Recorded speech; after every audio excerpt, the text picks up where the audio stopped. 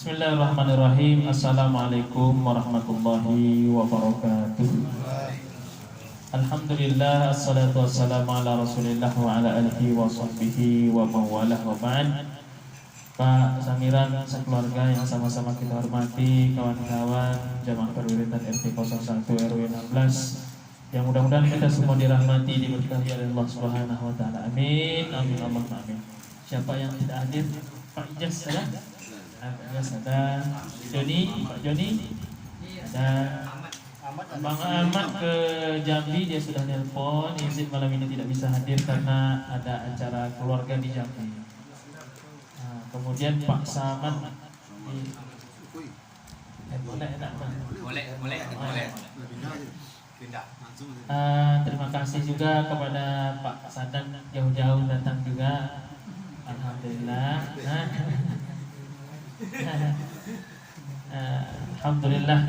Bersyukur kita kepada Allah, bersalawat kita kepada Rasulullah, Allahumma sholli ala Muhammad wa ala ali Muhammad. Bapak-bapak, kawan-kawan jamaah perwiritan yang dimuliakan Allah Subhanahu wa taala. Pada kesempatan ini seperti yang Allah firmankan dalam Al-Qur'an, wal 'asri innal insana lafi khusrin illa alladziina amanu wa 'amilus shalihati wa tawassaw bil haqq wa tawassaw bis sabr. Yang artinya demi masa, kata Allah, kita semua ini manusia, innal insana lafi khusrin, manusia itu semuanya rugi, tidak ada yang beruntung, kata Allah, illal ladzina amanu, kecuali mereka yang beriman. Jadi di antara semua orang manusia yang rugi itu, yang beruntung kita yang beriman. Illal ladzina amanu wa 'amilus shalihat. Iman saja ternyata tidak cukup, tapi dia mesti mengamalkan amal saleh.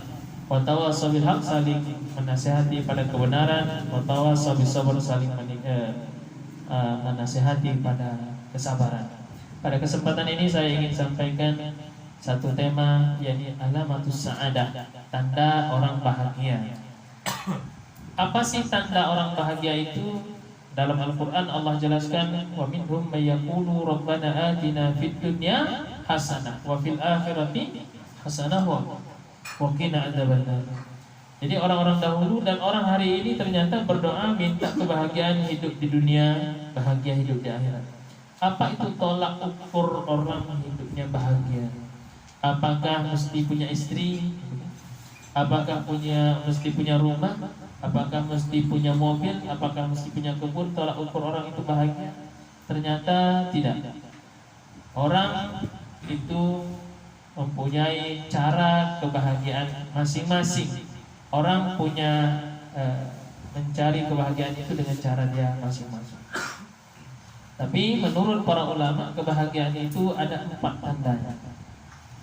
Kata para ulama, alamatus sa'adah arba'atun. Tanda orang itu hidupnya bahagia, tidak mesti duit banyak, tak mesti rumah besar, tak mesti mobil mewah, tak mesti kebunnya luas.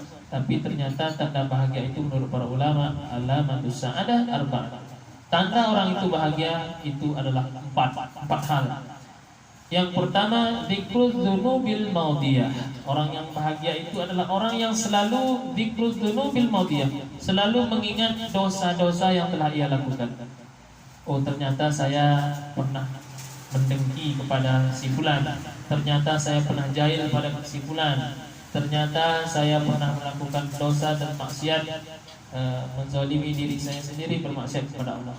Dzikrul dzunubil maudiyah, selalu ingat kepada dosa-dosanya masa lalu.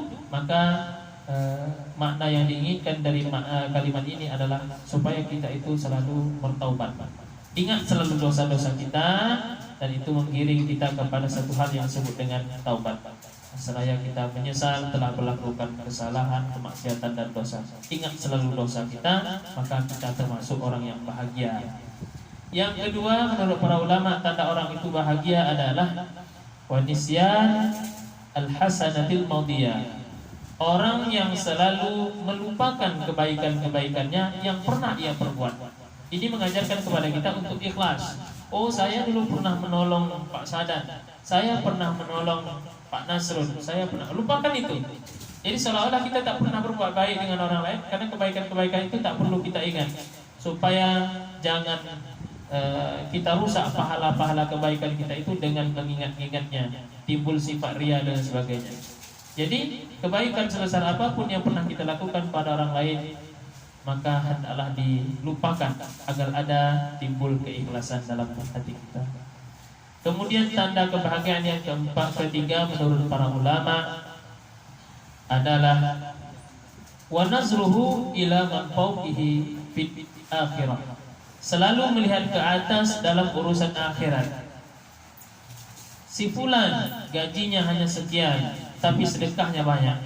Si fulan keadaannya, kondisinya sudah tua, tapi bacaan Al-Qur'annya lebih banyak. Kenapa saya sehat tidak bisa berbuat lebih baik dari itu? Maka dalam urusan akhirat kita hendaknya selalu melihat kepada orang yang lebih baik amalnya. Kenapa saya tidak? Kenapa saya tak bisa?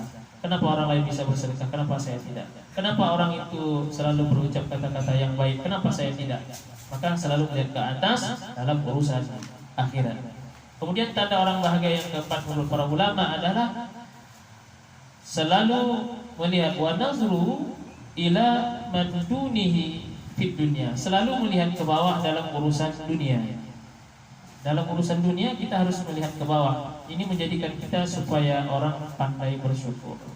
Jangan dipikirkan harta orang, jangan dilihat dihitung berapa besar gaji orang, karena dunia ini tak ada habis-habisnya. Jangan kita bandingkan pendapatan kita dengan pendapatan orang. Maka selalulah melihat orang yang lebih bawah dari kita, yang lebih susah dari kita, maka menjadikan kita insan yang bersyukur. Alhamdulillah saya badan sehat, punya keluarga yang baik, anak-anak yang lengkap, yang taat kepada Allah Subhanahu wa taala, cukup makan, lengkap, rajin beribadah, maka itu sudah menjadi nikmat terbesar dalam hidup kita. Kalau menjadi sakit, tak baiklah rumah tangga kita, kehidupan kita, pribadi kita, kalau kita selalu membandingkan dengan orang lain yang lebih. Bapak-bapak, kawan-kawan yang dimuliakan oleh Allah Subhanahu wa taala, kita berdoa kepada Allah Subhanahu wa taala agar kiranya kita semua dijadikan oleh Allah Subhanahu wa taala orang-orang yang menyegerakan taubat. Amin. Kemudian termasuk orang-orang yang ikhlas dalam beramal, termasuk orang-orang yang pandai bersyukur dan jadi orang yang selalu bertakwa kepada Allah Subhanahu wa taala. Amin. Allahumma amin. Allahumma musta'an. Assalamualaikum warahmatullahi wabarakatuh.